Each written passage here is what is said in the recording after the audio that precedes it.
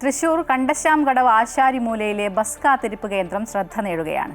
ഓടുമേഞ്ഞ് ചാരുപടികളോടുകൂടിയ കാത്തിരിപ്പ് കേന്ദ്രത്തിൽ യാത്രികർക്കായി നിരവധി സൗകര്യങ്ങളും ഒരുക്കിയിട്ടുണ്ട്. പടിയം സാംസ്കാരിക വേദിയിലെ അംഗങ്ങൾ പ്രദേശവാസികളുടെ സഹകരണത്തോടെയാണ് ഈ കാത്തിരിപ്പ് കേന്ദ്രം നിർമ്മിച്ചത്.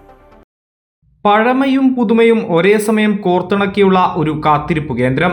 വഴിയെ പോകുന്ന ആരുമൊന്ന് നോക്കിപ്പോകും.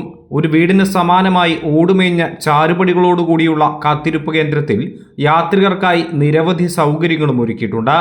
ലൈറ്റും ഫാനും മൊബൈൽ ചാർജിംഗ് പോയിന്റുകളും ഇതിൽ ചിലതു മാത്രം.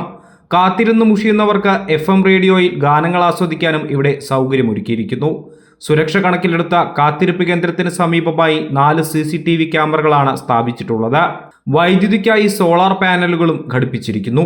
കാത്തിരിപ്പ് കേന്ദ്രത്തിനോട് ചേർന്ന മനോഹരമായ ഒരു പൂന്തോട്ടവും ഒരുക്കിയിട്ടുണ്ട്. കാത്തിരിപ്പ് കേന്ദ്രത്തിന്റെ മെയിൻ്റനൻസിനായുള്ള പണം കണ്ടെത്താനായി ഇവിടെ ഒരു LED പരസ്യ ബോർഡും സ്ഥാപിച്ചിട്ടുണ്ട്. അങ്ങനെ അടിമുടി പുതുമയോടെയാണ് കാത്തിരിപ്പ് കേന്ദ്രത്തിന്റെ നിർമ്മാണം. സമാധാനപരമായിട്ടുള്ളൊരു അന്തരീക്ഷം ഇവിടെ കിട്ടും. എന്താണെന്ന് വെച്ച് കഴിഞ്ഞാൽ ഇപ്പോൾ ഇവിടെ ക്യാമറ ഫിറ്റ് ചെയ്തിട്ടുണ്ട്. ഇനിയിപ്പോൾ രാത്രി സമയത്ത് വരികയാണെങ്കിൽ തന്നെ ലൈറ്റിൻ്റെ സൗകര്യമുണ്ട്, ക്യാമറയുണ്ട്, എല്ലാം ഉള്ളത് കൊണ്ട് അവർക്കൊരു സുരക്ഷിതമായൊരു സ്ഥലം ആയി മാറിയിരിക്കുകയാണ് നമ്മുടെ ഈ ബസ് സ്റ്റോപ്പ്. പടിയം സാംസ്കാരിക വേദിയിലെ അംഗങ്ങൾ പ്രദേശവാസികളുടെ സഹകരണത്തോടെയാണ് ആശാരിമൂലയിലെ ബസ് കാത്തിരിപ്പ് കേന്ദ്രം പുനർനിർമ്മിച്ചത്. 1,70,000 രൂപയ്ക്കാണ് ബസ് കാത്തിരിപ്പ് കേന്ദ്രം പണിതീർത്തത്. നിർമ്മാണ വസ്തുക്കൾക്ക് മാത്രമാണ് ആകെ പണം ചിലവായത്.